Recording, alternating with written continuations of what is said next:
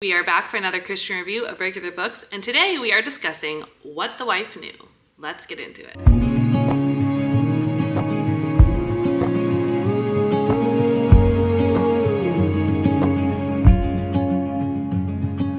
For those of you who have never seen one of these videos before, here's how it's going to go down. First, I do my regular review, what you know and love to expect from a book review, star rating, my own personal opinion, etc. But then we get into my Christian review, and that's where I go over the basic pieces of a book that may or may not have a fellow believer or, frankly, anyone wanting to read it. If you're wanting more information, you can check out the video that's pinned to the top of the playlist, or you can click here somewhere.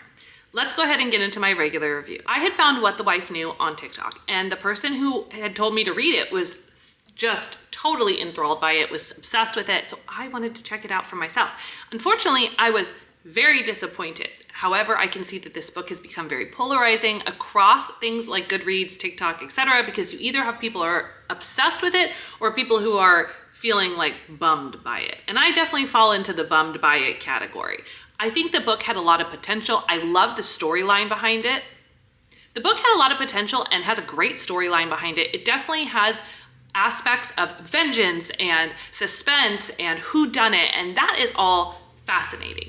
Where it lacks is how the ending comes together. And I think it's too complicated, too convoluted, and ultimately lacks any sort of pizzazz that it could have had. However, based on the fact that this book definitely comes in polarizing viewpoints, you should check it out for yourself.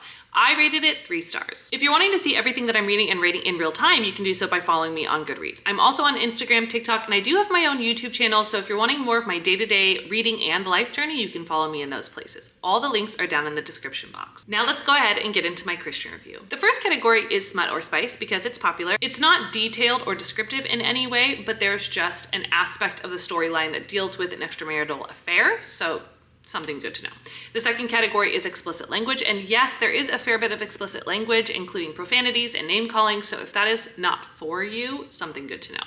The third category is violence or gore. There is some violence and gore in there and descriptions of things that happened, including things like domestic violence and things of that nature, including a character who dies. There is also a fair bit of substance abuse, mainly with alcohol, but also some with other drugs.